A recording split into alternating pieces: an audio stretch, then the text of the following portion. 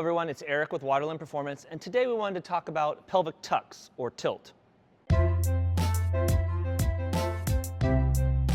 So usually when we're talking about pelvic tuck, it's a cue that maybe your trainer, your PT, or yoga instructor, Pilates instructor, whatever, they're giving you a cue to try to get you to do something. And what we're talking about when we say pelvic tuck or pelvic tilt is if we go from the side, we're usually talking about the pelvis going from this anteriorly tilted or forward tilted, sometimes called sway back position, posteriorly or tucking backwards in that direction. So the pelvis goes from forward to back. So the idea of tucking your tail or tucking your pelvis is often the cue.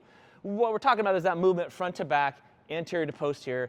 And most of us in our society, because of weak abs and core and things like that, tend to be a little bit on the anterior sway back side of things. And so we'll give that cue to engage those lower abs, maybe sometimes the glutes depending on what you're doing, to posteriorly tilt the pelvis to more of a neutral position.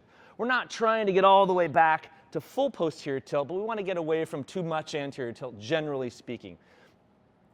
If we stay too much in that anterior tilt position, especially in exercise and things, it tends to lead to problems in the back and hips anyway, and other things. But the cue is to tuck the tail. So posterior pelvic tilt, abs, glutes, that's about it. So from the front, abs are on, glutes are on maybe, and that's all we're really trying to do when we give you that cue. Now, past that, the person giving you the cue should be explaining to you why that's important in that position or that exercise and adding to it from there. But there seems to be a lot of confusion sometimes or misunderstanding about what we mean or what we're trying to shoot for with that. So that's really all it is rolling that pelvis back a little bit, turning on the abs, engaging the core, so to speak, and going from there.